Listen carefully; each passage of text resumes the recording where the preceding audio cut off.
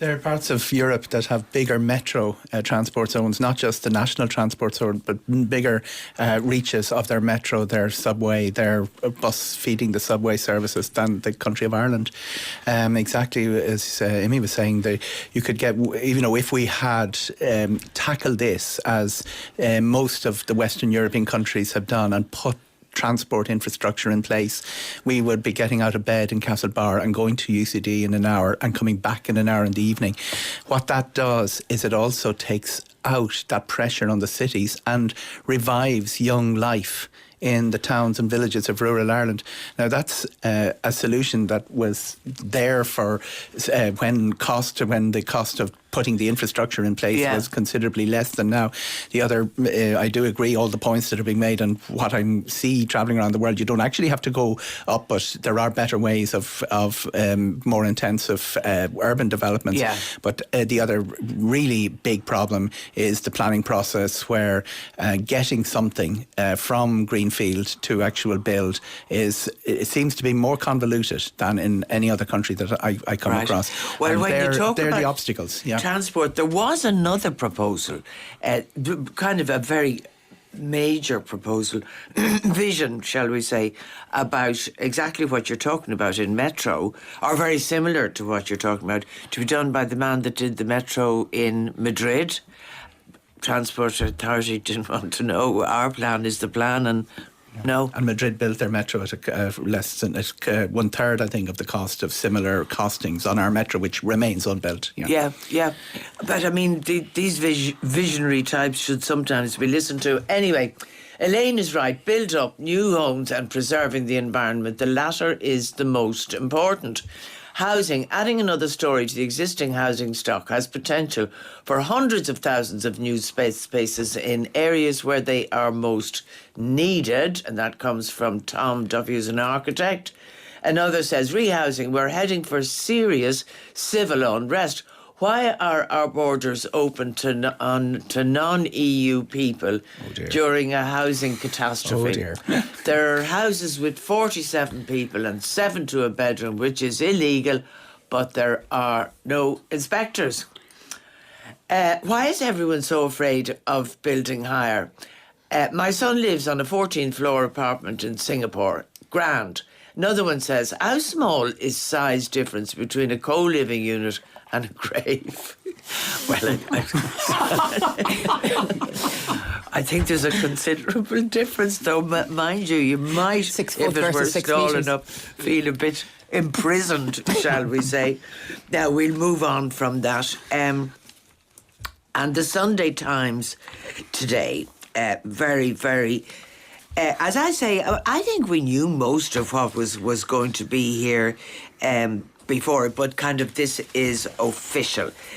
Pete, you want to go through bits that because there are 3 pages inside where they actually go through what's going to happen to transport, what's going to happen to medicines, what's going to happen to water, all sorts of things.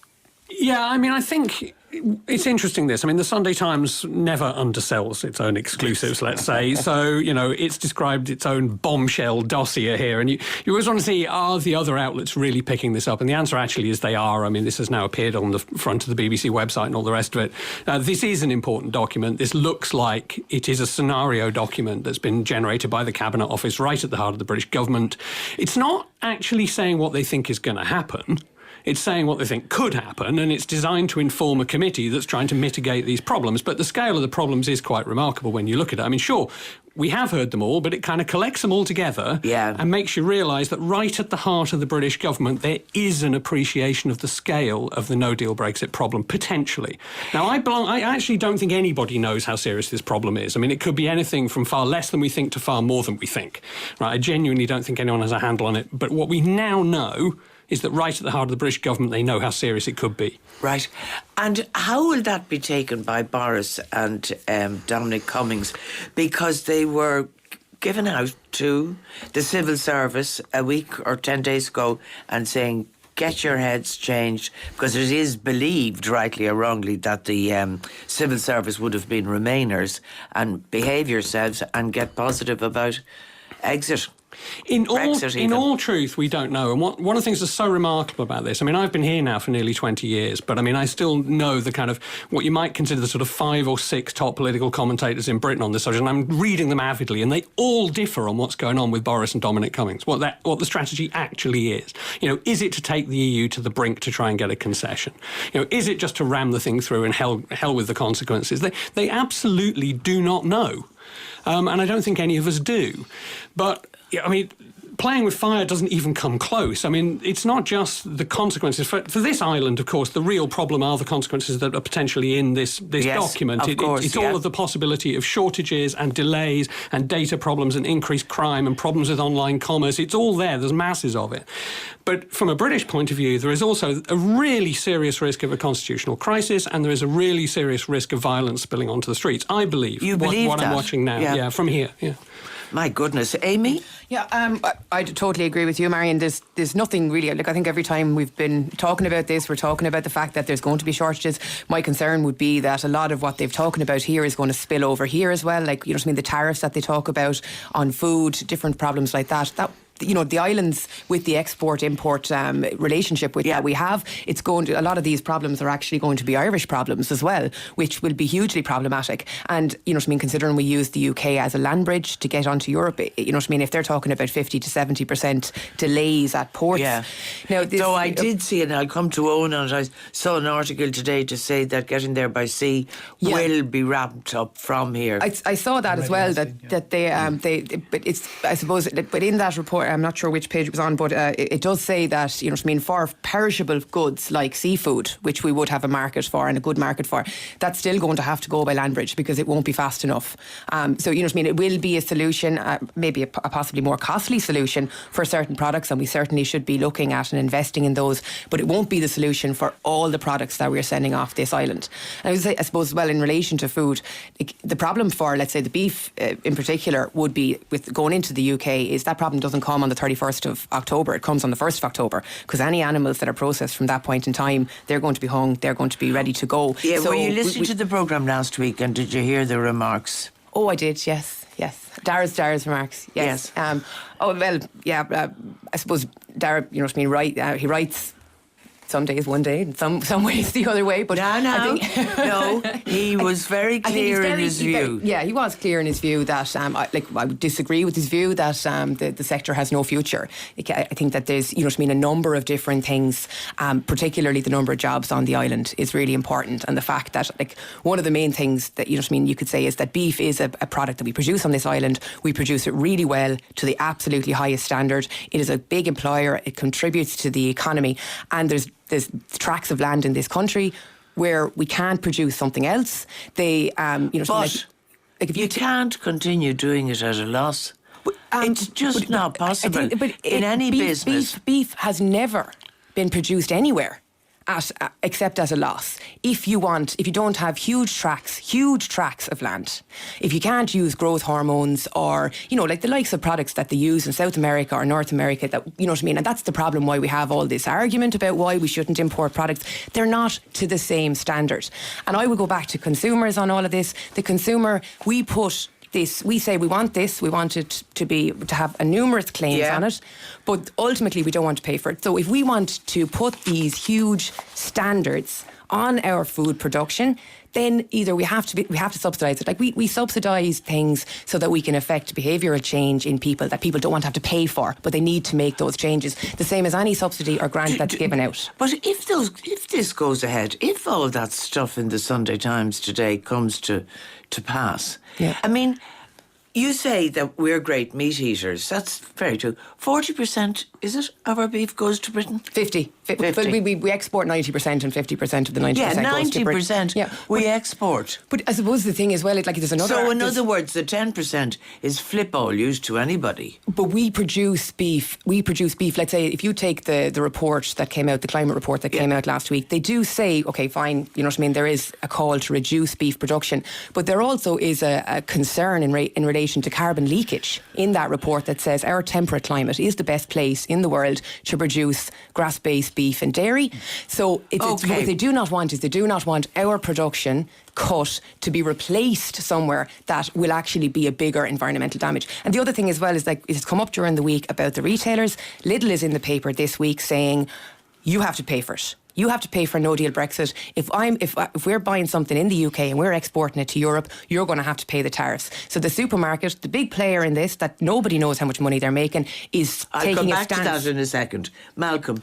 Yeah, in relation to the beef, I do think that diversification is key here for Irish farmers, and certainly I think the whole expansionist approach that has been led by the IFA and by government, I think is going to run into huge problems. We've already seen it with them. I'm not sure how the negotiations are going to go with the beef plan movement and with the IFA. They're calling on the minister to come in on that.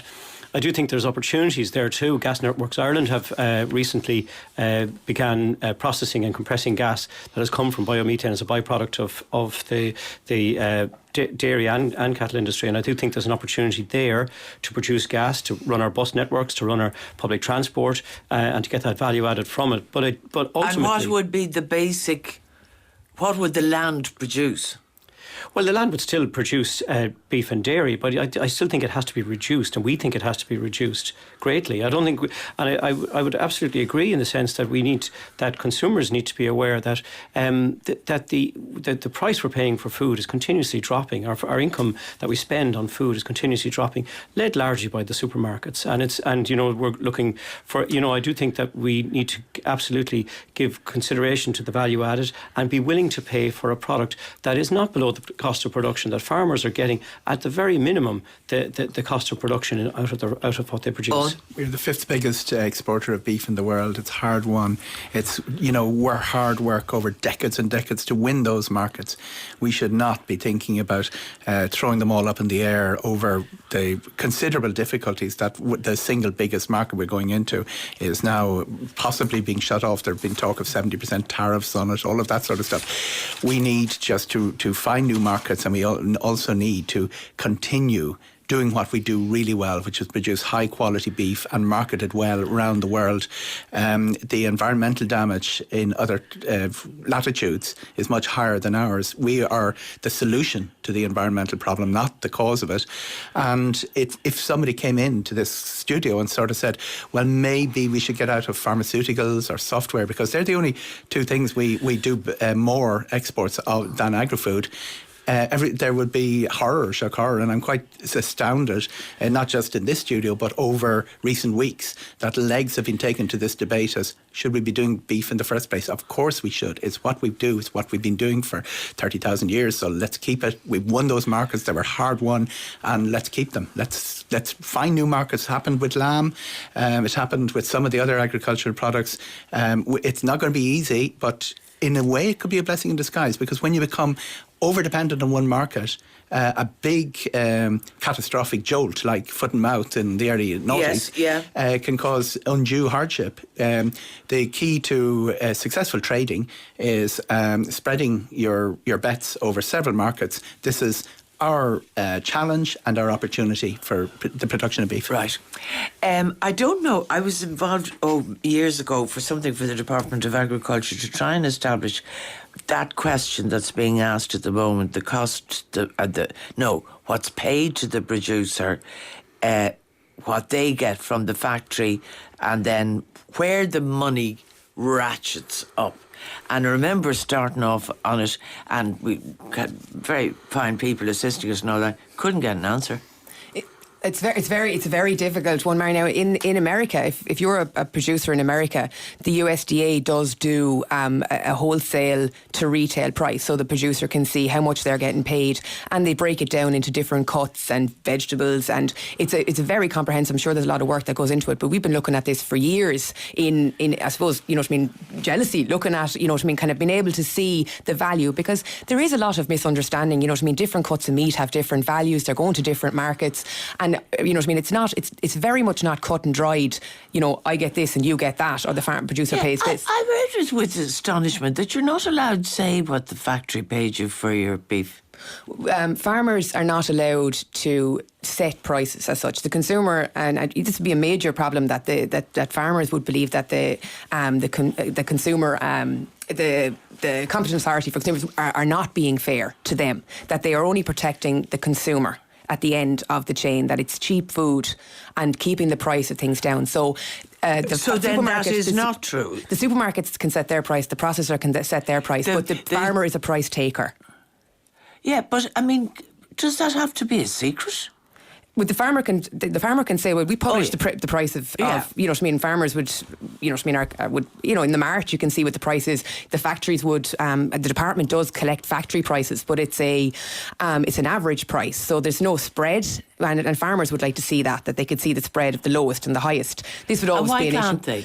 At the moment, it's just not data that's collected. The factories would consider that to be commercially sensitive data, because it would give the farmer certainly commercially sensitive for the farmer. Well, I would have thought. But if the factories would argue that would put their business at a disadvantage. So farmers would like to see that, because it would give them a better. The problem here is that they haven't got any power to actually negotiate a price. They need to get animals, and the 30-month rule and the 16-month rule do have an impact on that, because they have to. Yeah, when I was looking at those rules about various months and all that, the age of the animal. Yeah. So was that not to do with CJD? Yeah, well, originally it was to do with those things, but the BSE. But the issue here is that those are supermarket demands. Do you know what I mean? Those are things that are put on the processor by the supermarket that says we want our beef under this age for heifers and for bulls and for steers. Yeah.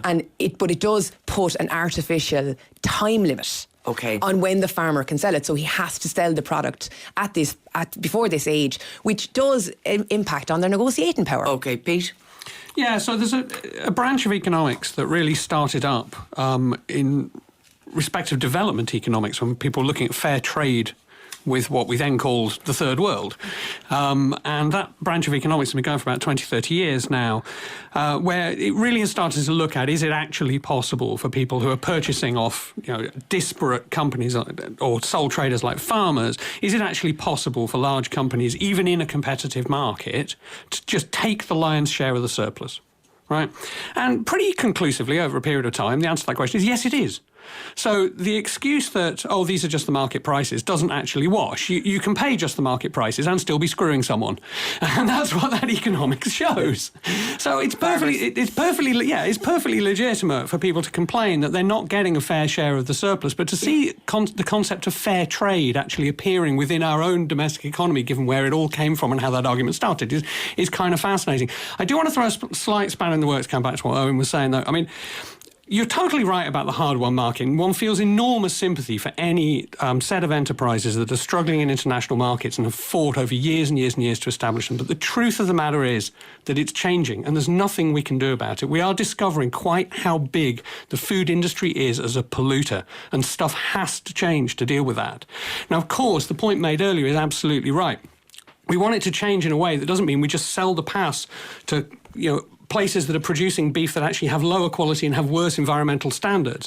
But if Europe isn't the leader on climate change, nobody else will be, and we're part of that. And we have to start adapting our agricultural sector in the face of climate change, regardless of where we are in markets, because we are the world leaders. Reduce the beef production, reduce animal production. I mean, what we grow, according to the expert that was here last week, we grow very, very well. We grow grass and we grow trees. That's where we are top of the pops. Yeah. So what do you do? Well, look, I can't give you a whole bunch of solutions to this, but there are some principles that are really, really important. And one of them is that polluters should pay. And one of them is that consumers who are buying products from producers who are polluting should pay higher prices because those products are polluting. And in my view, as a behavioural economist, should be aware of the scale of pollution that is produced by the products that they buy, in the most simple communicative terms. Those are principles that one can put in place in dealing with what we economists call externalities, that is pollution. And in this case, this is pollution that is genuinely species threatening. It is the biggest problem internationally that we face,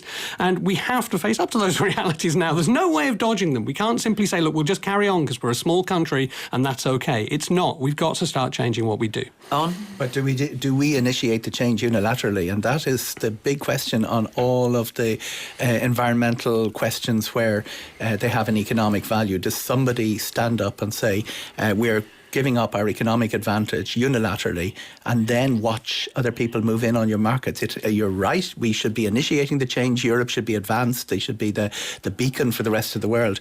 But abandoning the market, and I'm not suggesting that you're going that extreme, but even a semblance, even moving in that direction, replace the market and look at the economic viability of everything and the alternatives. But I do think the argument that has not been made strongly enough, and it was great to hear Amii saying it earlier on, is that if the world still wants beef, which it does, we are part of the solution to that, not the problem, because we are producing it with a lower environmental impact. But will the world continue to want beef is the question, and I would be the first person to stand up for the farmers of Ireland. They produce an absolutely exceptional product, and perhaps they don't fight their own corner enough and don't rave about the great beef that we do produce in this land. And maybe if it was promoted more as an exceptional product that you're willing to pay for, and I'm thinking of the shift as well, where people are, not eating meat on Tuesdays, and that will probably progress in the next 10, 15 years, where the public might say, I'll only have beef once a week. If that is the case, are you going to go for your bargain burgers, or are you going to go for your excellent grass-fed quality product that you're willing to pay a premium for? And if farmers maybe... If you can afford it. If you can afford it, when of there were course. problems about burgers before, there were burgers being sold for like 10p each. I mean, I don't know the economics no more than anybody else, and how much the farmer got there and how much the factory got there, but you would have to think at a 10p each, you are not getting the finest product. Malcolm, you want to... Again, on the issue of climate, I think it's still a hugely energy intensive industry, and if we're not going to lead on it, as has been said, or do you think we should give up our markets? No, I don't think we should give them up, but we absolutely need to diversify. We're very, very prone to what? We're very vulnerable to shocks. I think that to put all our eggs in the one basket, literally, of beef and dairy, I think is very, very dangerous. Here in North County Dublin, there's a horticulture industry that has been wiped out by the supermarkets, and that's, we've had situations where farmers are ploughing their vegetables back into the ground because of the prices being offered by some of the retail multiples.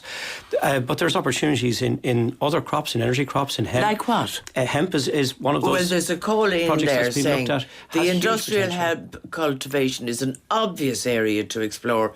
The spin-off industries in processing for cloth, paper, hempcrete, etc. Look to British Columbia for the model. And this Well, say, for instance, we look at our beef market and look more towards Europe. We see Liam Lacey of the Irish Maritime Development Office in the Sunday Business Post saying that we can have a direct route to European markets. We focus on more localised production on European markets, but also focus on diversifying our production into other crops and other land use. Like we said with hemp, like with forestry, like with biomass, short rotation coppice that could be used. What's a short rotation? That would be the likes of willow, that could be But I was quoting last week, I know somebody who did that, a farmer, and went into a pig, and by the time it came time to sell it, there was nowhere to sell it. Exactly. And it destroyed. We need a long-term plan for this. You know what I mean? I'm not disagreeing with you. You know what I mean? And farmers, and Dara referred to that as well, that farmers are diversifying into different sectors. But there does need to be a plan for the beef sector in terms of long-term, because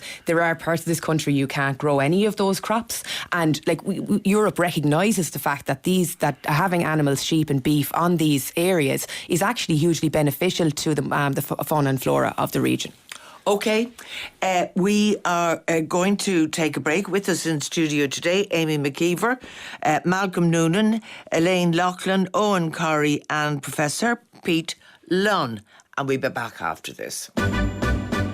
Podcast The Marian Finucane Show at rte.ie/radio. The Marian Finucane Show on RTE Radio 1, sponsored by Tesco Clubcard, helping you save more every time you shop. Tesco. Every little helps.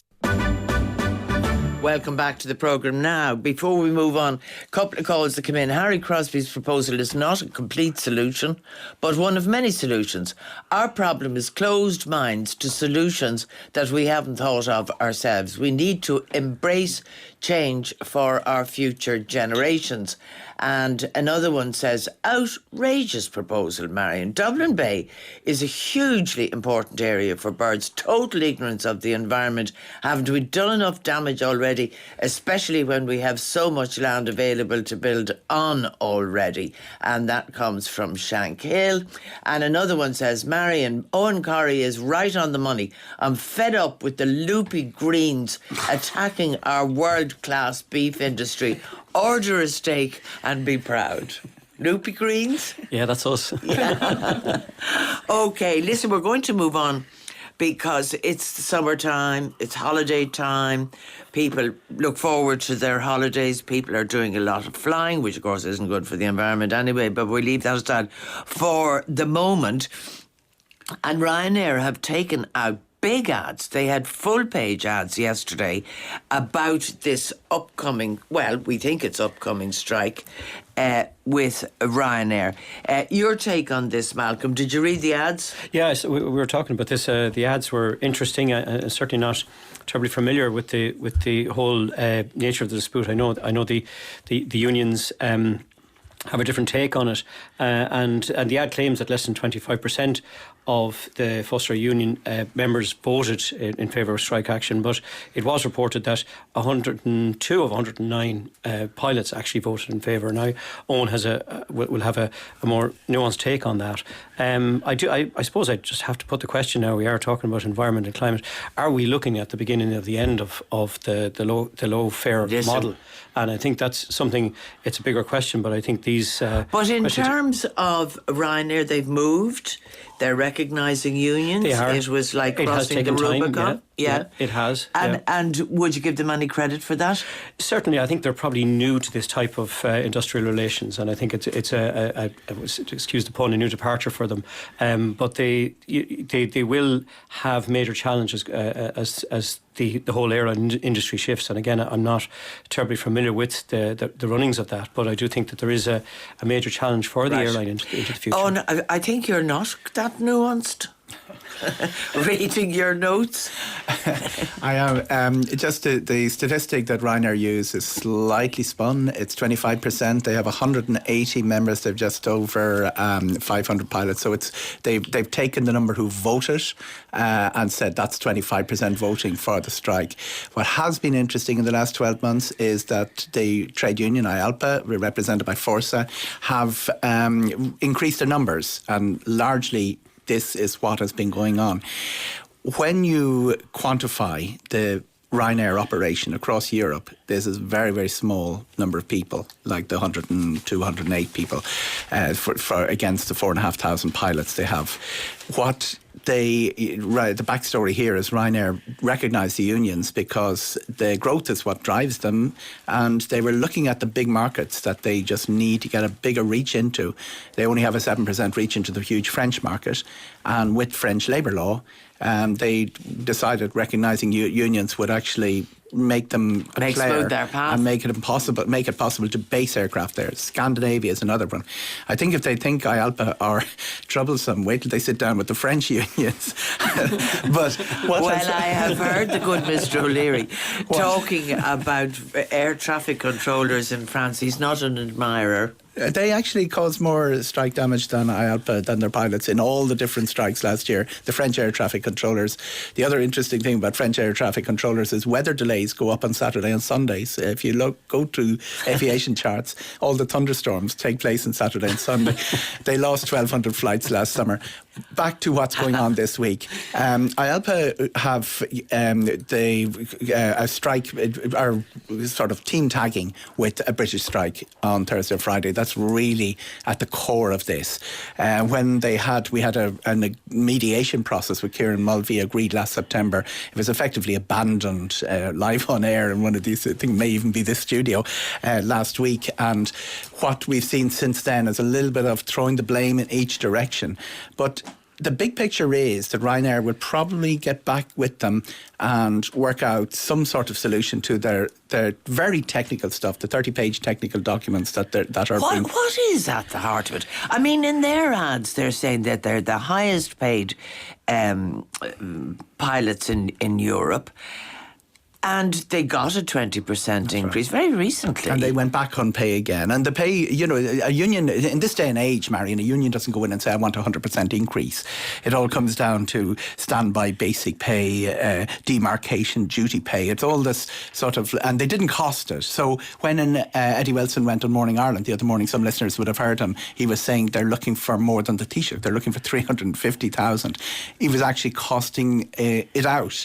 What Ryanair will bring into negotiations is you're better paid than your peers, which would be Jet2, EasyJet, people like that. What IALPA will come into is, but look what Lufthansa pay.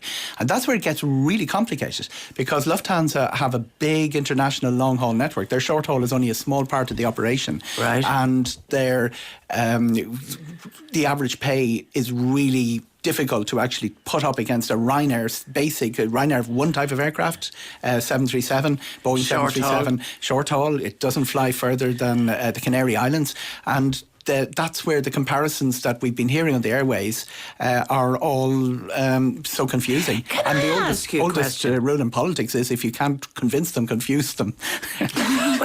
Just as they say, cash to come earth.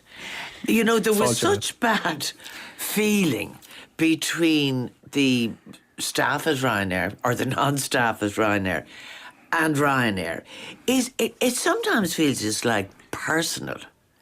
I mean, I'm not accusing anybody of behaving inappropriately, but that there's such baggage that everybody's carrying with them. The president of IALPA was libelled by Michael O'Leary on prime time. It's decades of waiting for the union to be recognised and to get back into the game, get back into play with an airline that hadn't recognised them. Not only does Ryanair not recognise them for all those decades, it used every opportunity to insult them. I mean, you could not have made matters worse. And then suddenly, because of those factors that I'm talking about, Ryanair's recognised the union, and now they're back in negotiations.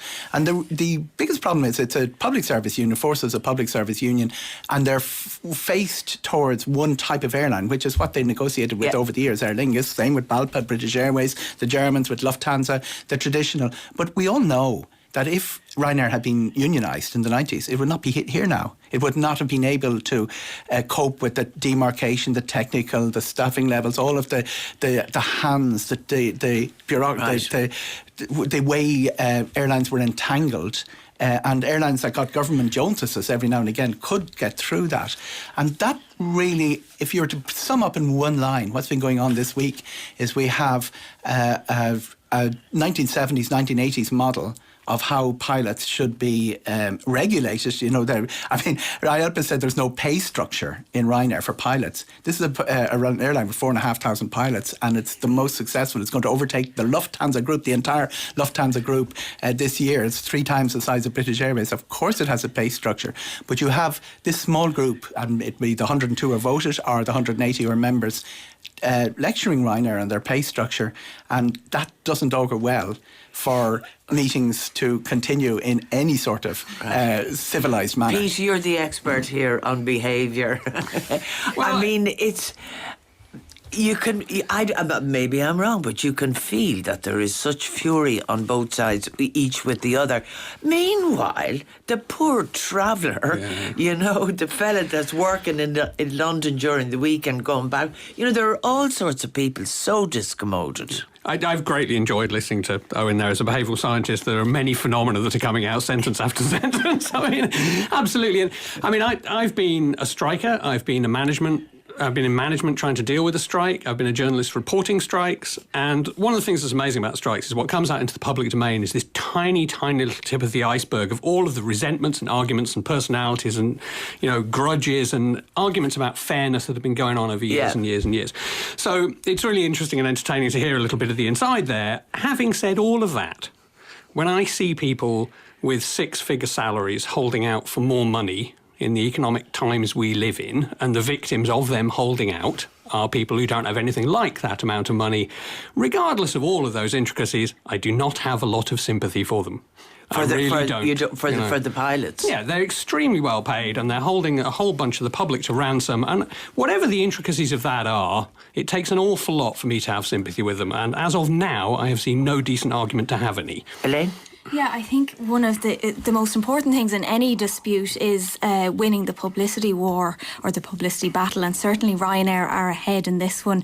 When you see the figure of 172,000 for the wage of a pilot, now whether that's slightly spun or not, it's open to discussion. I'm sure I'm sure they would say otherwise, yes, since they put it in the paper. It was in black and white yesterday in the papers. It's in it again today. People, as you said, Pete, that are looking, am I going to be able to catch that flight next week? They won't be too happy seeing that. And it comes in the context as well. We have to remember that Michael O'Leary came out recently and said that he's going to take a 50% pay cut.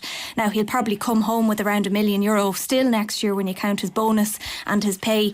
But he's taking cuts. He's suffering, I'm sure he'll say himself. And here we have pilots looking for 101% pay increase. Amy? Yeah, I think I totally agree. Like what they're trying to do is kill off public support for the pilots. And I think that the line in the ad, the small group of very well paid hope to disrupt the travel plans of thousands of Irish families, brackets, very few of whom earn over 172,000 per annum, heartstrings. You know what I mean? They are trying to, and it is really important. Like, you know what I mean? I've attended a lot of protests and I've been involved in a lot of strikes, and, you know, having that public perception, that, you know what I mean, support for you to get what you need, it's very difficult, and I haven't seen anything in anything I've read to suggest that they're not getting this money. Yeah, I just think the one interesting line in the ad as well is the Ryanair fighting for low fares, and is that fighting for? So it's Michael O'Leary showing I'm on your side and I'm on the side of the public for your right to fly to Prague for a stag party. The simple truth of the history of Ryanair is it has made travel available to people in ways that was never imaginable before.